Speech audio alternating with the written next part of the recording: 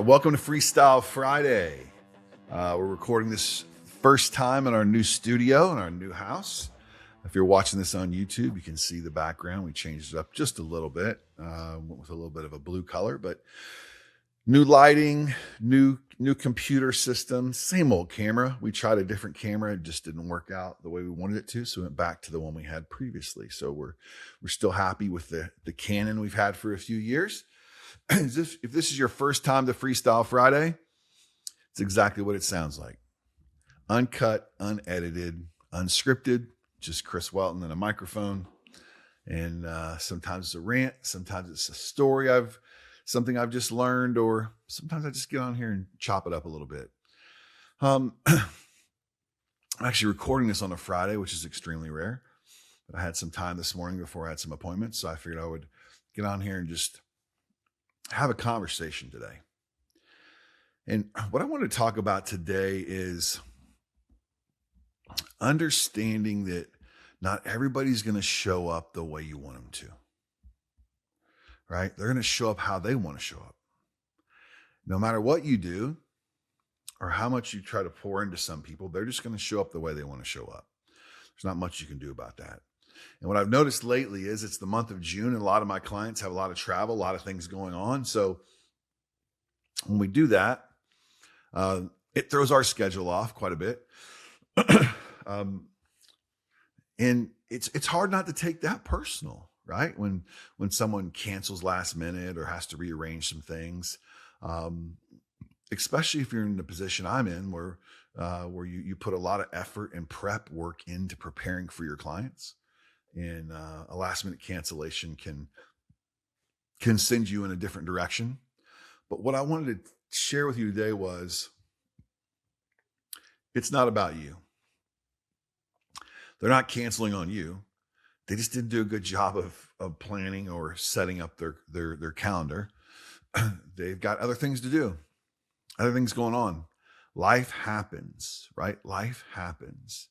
And we just have to be flexible, serve our clients and our customers at the highest level we possibly can, and assist them in any way that they need, is what it really comes down to, right?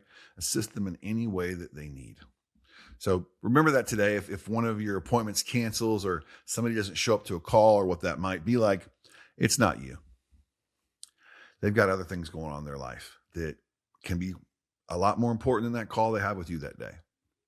So just keep putting in the effort, showing up, providing value, and be the best version of yourself, right? I want to talk about the adversity backpack today. If you haven't seen my TED Talk, please check it out. We'll put a link to it in the show notes. The adversity backpack is this. It's the backpack everybody has. You didn't ask for it, but we've all got it. And what happens is all the things that happen to us over life from early on to where we are now, anything that happens gets shoved in that backpack. And that thing gets heavier and heavier and heavier over time. And what it does is it keeps you from making decisions. It keeps you from maybe stepping out there, maybe risking it a little bit. It keeps you from being excited about certain things because of things that have happened in the past. And when I think about that, I think about that kid, we've all seen him. He's got his backpack on and it's got so many books in it that he just falls backwards, right? You've seen kids do that. They just fall backwards because their backpack is so full.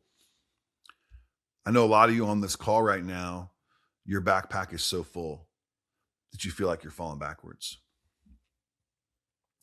Today, I'm going to give you a little bit of a strategy or solution to help with some of that.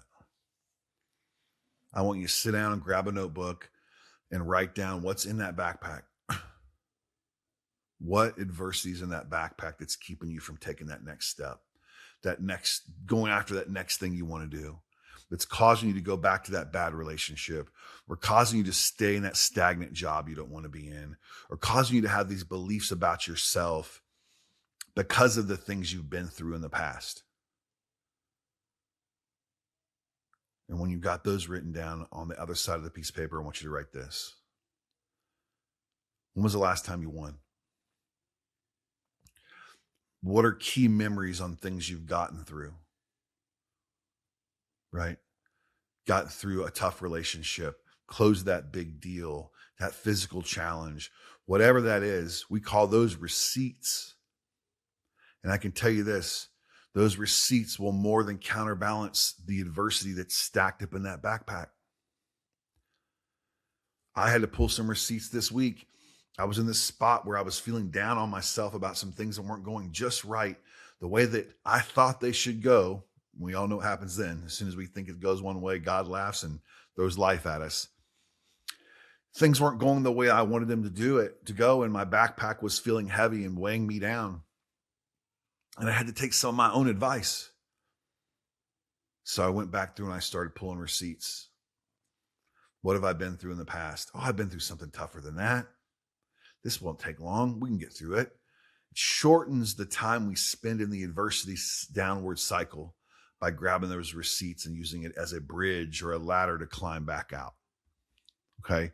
You have the necessary tools with you. They're there. They travel with you every single day. We just need to know how to access them and use them. Right? So start stacking those receipts. Write down when you had a good day. A receipt can be, had a great day today, had a great conversation. The conversation didn't go south like I thought it was going to. We had this appointment I thought was going to be the worst thing ever, but it ended up being a win for us. That's a receipt. Proof. Put it in that backpack and use it at a later date. You know, so many people trip over their past and all they can think about is all the bad things that happen. I guarantee you there's a lot of good things that happen too, right? A lot of good things that happen too. And last week I had an opportunity to go see John Maxwell speak, and he talked about the return on failure. So the return on the investment, on ROI, on failure. Like, wow, what a great concept. So there's good failure and bad failure. Bad failure will be the kind that stops you in your tracks and you do nothing about it and you do it again. And it happens again and again and again. We learn zero lessons from bad failure. Okay.